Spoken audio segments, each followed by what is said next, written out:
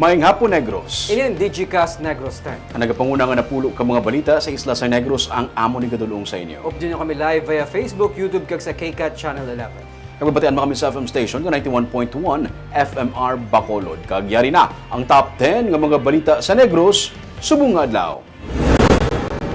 Mga Chinese national ginaligar nga nagalibot sa Bacolod para magpamakal kag pamayke sang national ID. Apat pilason sa karambola sa apat man ka mga salakyan sa Bacolod City. Bagyo Karina hindi maglandfall sa Pilipinas pero magadalas ang ulan. Progresibo nga grupo na patigayon sa aksyon protesta kadungan sa SONA. Kag sa good vibes sa pinakaunang ation Miss Universe Philippines Negros Occidental hiwaton sa probinsya. Inatanan sa Digicast Negros 10. Sa number 10,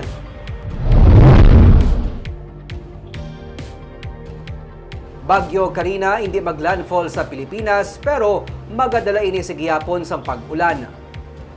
As of 10 a.m. kaina ang bagyo nga Karina ang yara na sa 355 km east ng Tuguegarao City sa Cagayan. Ang eastern portion ng Cagayan, eastern portion ng Babuyan Islands kag northern eastern portion ng Isabela ang ginpaydalom na sa Tropical Cyclone Wind Signal number 1. Sunod sa pag-asa, hindi maglandfall sa Pilipinas ang Bagyo Karina. Pero magadala ini isang ulan, ilabi na nga ginapabasog pagidsini ang hangin habagat. Ginapaabot nga magwa sa Philippine Area of Responsibility si Karina sa Miyerkules ang gabi ukon Huwebes ang kagahon. Ang bagyo naman nga Butchoy ang nakagwa na sa PAR.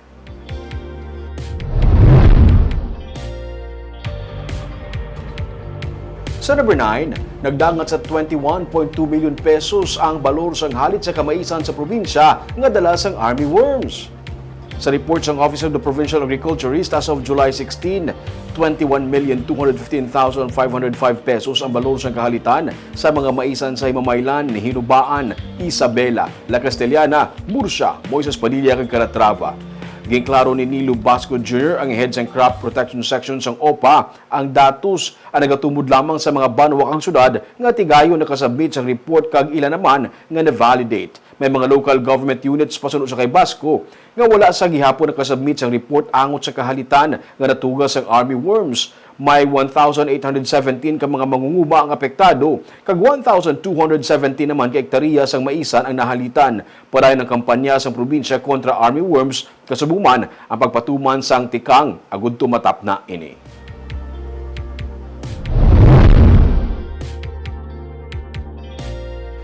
Sa number 8, karon nga magabukas ng klase pagatutukan naman sa health authorities ang kampanya kontra sa dengue sa mga eskwelahan.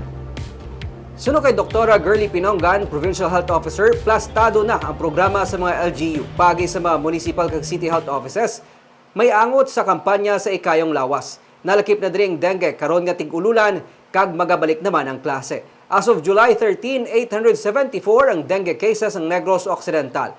17.79% ini nga mas mataas kung ipaanggid sa kasubong nga tion sang 2023. Tatlo naman ang ginreport nga dengue-related deaths. Ginatutukan ang sa sur nga bahin bangod sa mas mataas nga kaso sang dengue. Ang Banwa sa Hinubaan ang may pinakamataas nga kaso sang dengue, may 102. Nagasunod naman ang Sipalay nga may 96 cases kag isa ka dengue-related death. 229 naman ang dengue cases sa Bacolod as of July 13. Pero mas manubo naman ini sa 10.5% kung ipaanggid sa kasubong nga tion sang 2023. Padayon ang kampanya para sa matinlo nga palibot. Sa number 7,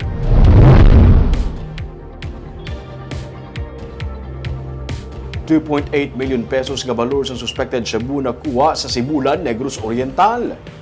Nakumpiska sa kapulisan ng kapit sa ₱2.8 million nga balor sa suspected shabu sa buy-bust operation sang Biyernes ang hapon sa barangay Kangmating, Sibulan, Negros Oriental. Sa report sa PNP, ginkilala ang sospek kay alias Renren, 35 anyos, ginakabig nga high-value individual. Nakuha sa iyang 18 ka mga plastic sachet sa ginasuspetsuhan shabu nga nagabugat sang 422.6 grams. Detained karon ang sospek sa Sibulan Police Station kag kaso nga pagsupak sa Republic Act 9165 o kon Comprehensive Dangerous Drugs Act of 2002 ang ipasaka batok sa iya.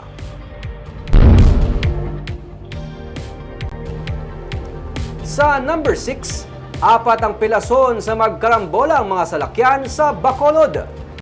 Pilason ng apat tanan ka mga persona matapos nga nagkarambola ang apat ka mga salakyan malapit sa Valley of Peace sa Circumferential Road sa Barangay Mandalagan sa Bacolod City sang Domingo sang hapon. Base sa report sang PNP, naglupok ang pangunang goma sang pickup nga nagadalagan halin sa norte pasur. Nadulaan sang kontrol ang driver sang pickup, gani iya nabungguan ang mga sugata nga carry, van kag auto. Gindala mga nasamaran sa ospital kag subong istable ng ilang kondisyon. Padayon pang investigasyon sa mga kapulisan sa sini nga insidente.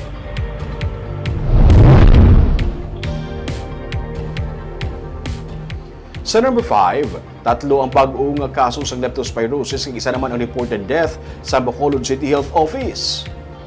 Sa July 7 to 13 nga semana, may tatlo ka bag-o nga kaso sa leptospirosis sa Bacolod City. Isa naman ang report na patay. Sa kabilugan, humalin Enero tubtub July 13, pulo ang reported leptospirosis cases kag tatlo ang leptospirosis deaths. Nalakip sa mga barangay nga may kaso sa leptospirosis ang barangay 35 nga may duha ka kaso kag tigduha naman sa barangay Felisa, Alihis, Punta Taytay, Vista Alegre, Mansilingan, Mandalagan, Pahanukoy kag barangay 6. Kuni pa ang sa nagligad nga tuig, mas dugo sa 79.6% ang kadamuon sa leptospirosis sa karon. Para na pahanumdum sang CHO sa pumuluyo nga likawan ang pag-ubog sa tubig baha nga sa masami ginahalinan sang kaso sa leptospirosis.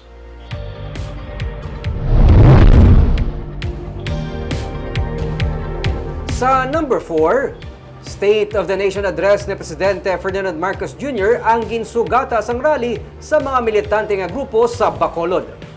Naggutok ang dalan sa tubang sang daan nga City Hall sa Bacolod matapos mag-rally. Ang malapit duwa kagatos nga katapo sa mga militante nga grupo agud sa gulawo ng sona ni Presidente Ferdinand Marcos Jr. kaina. Sa pagpanguna sang kilosang Mayo 1, nanawagan ang grupo para sa dugang nga sweldo para sa mga trabahador. Ginsiling ni Noli Rosales, Secretary General sa KMU, dapat matagaan atensyon ang nagapadayon nga inflation nga nagahatag dugang nga palasanon sa pumuluyo. Upod man sa raling katapos ang Kabakod Negros Transport Coalition nga nagapanawagan para sa pagbasura sa ginapatuman nga Jeepney Modernization Program. Amo man ginespektar ining pagbasura ya sa PUBMP Modernization Program kung sa diin libo-libo ang mga dansang patrabaho nga mga operator kag driver na kung sa diin na nagarasada na ining programa. So, tagdamo pa kami nagalauman tagi address siya gidya ining grabing pagsaka sa Bulaklon. Dapat inang tatlong concern namon may address ina kag ikaapat siguro dapat may address siya man nga palayao na o pagwao na ang aton nga mga political prisoner labi na ang mga may edad na taga unta to na ang mga trump-up cases.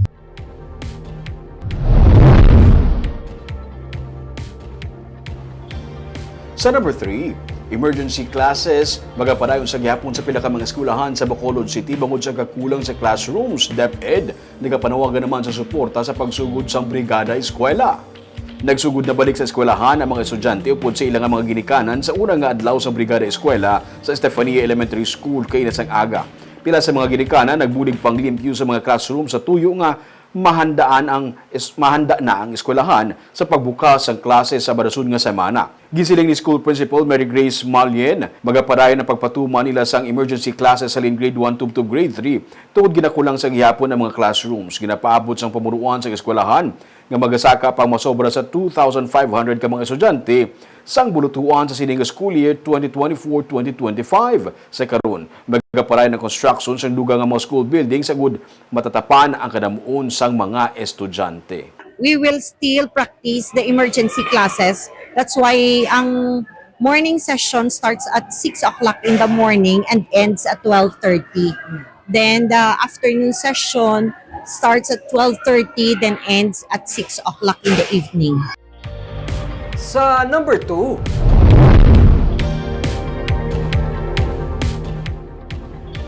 publiko ang ginapaandaman batok sa paglapta sang peke nga kwarta. Nagpagawa sang abiso si Mayor Albi Benitez sa tanan nga mga Bacolodnon. Ilabi na sa magagmay nga mga negosyante sa merkado nga maghalong batok sa mga nagapalapta sang peke nga kwarta. Sa post ni Benitez sa iyang Facebook page, iya ginsiling nga may duha ka mga vendors sa Libertad Public Market nga nabiktima sang peke nga mga 500 pesos nga bill. Ginpadangat sang alkalde sa BCPO ang amo nga insidente para magpatigayon sang investigasyon kag makilala kung sinong sa likod sang sining nga modus. Biyernes isa ka kahita ang gin-turnover sa Bacolod PIO kag natukiban nga ang unod sa mga kahita mga peke nga 500 nga kwarta. Kag sa numero 1 sa mga balita, subong adlaw.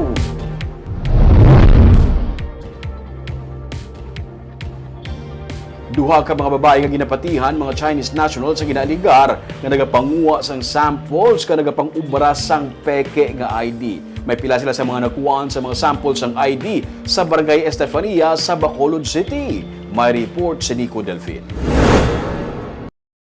Nagligad pa nga bulan sa may duwa ka mga babae nga Chinese nationals nga nagpadulong sa Purok Arabay 2 sa Barangay Estefania sa Bacolod. Ang driver nga ginhinago lamang sa ngalan nga si Ben ang isa sa gintanyagan sang 400 pesos kabaylo sang duwa ka mga government issued IDs nga ginkuhaan sang picture sa mga dumuluong. Ang balila nga himuan nila account sa GCash.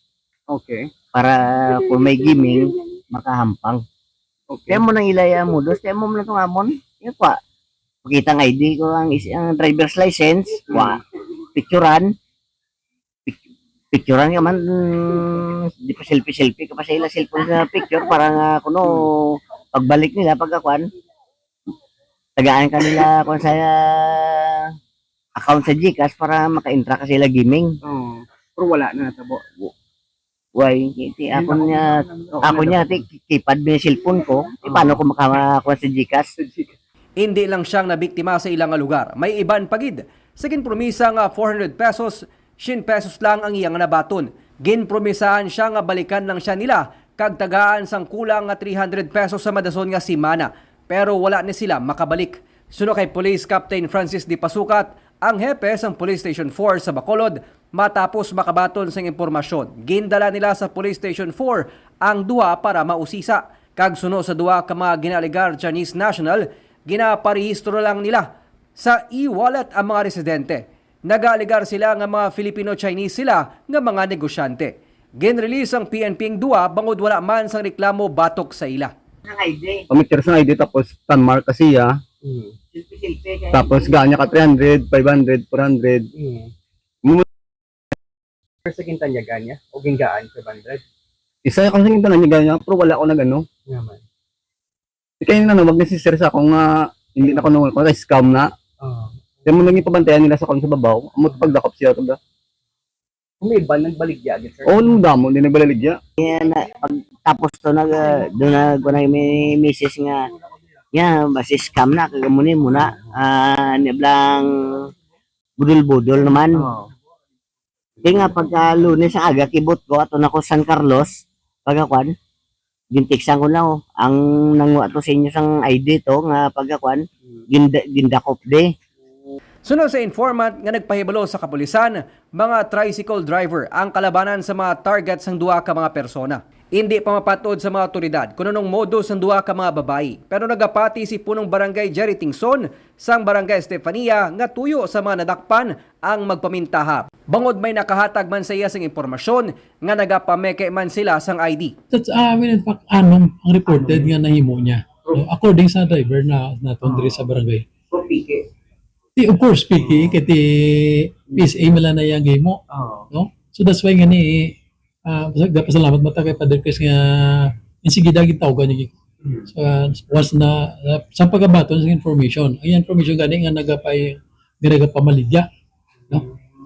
Wala na may baluan kundi ang duha. Pero si Ben ginakulbaan sa posibilidad nga gamito ng ilang mga ID sa modus ng duha ka mga babae. Tungod sini, nagapanawagan karon ang barangay upod sa kapulisan nga giliyon magpahibalo sa barangay ukon sa PNP kung may amo sini nga nagakatabo sa inyong nga lugar. Nico Delfin para sa DigiCast Negros.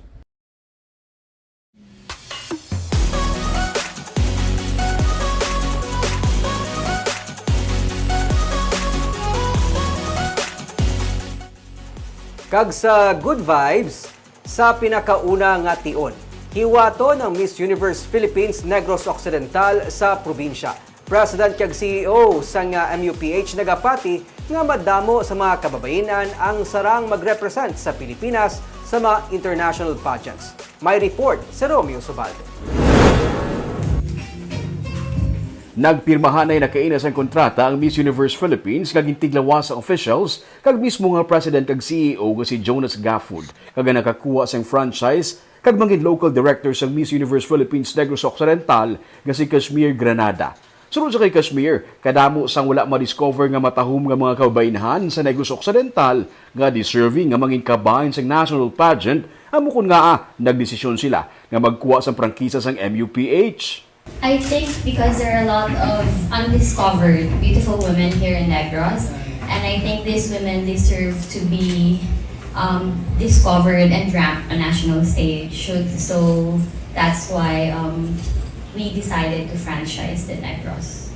Sa August, magasugod na sila sa pag-screen sa mga luyag mangin kandidata.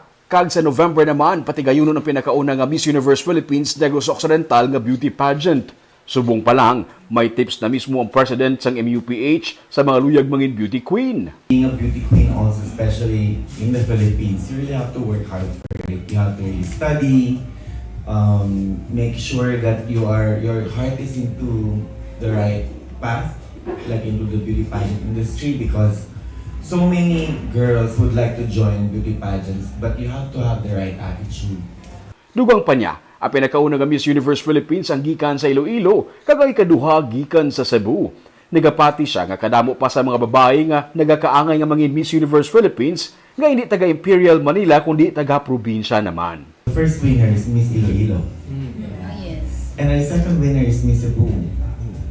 So there's a lot of potential around the Philippines that we should tap, not only Imperial Manila. Bukas ang MUPH Negros Occidental sa tanan nga mga kababainhan sa Negros Occidental. Nagbali sa mundo nagdako na gid ang avenue para sa aton nga mga kababainhan nga Negrense para sa mga luyag mangin beauty queen. Kag ini man mas makapreparar sila kay kon mayara na sang paghiwaton nga mga searches sa mga probinsya. Yes, kag sugod ng audition sa August.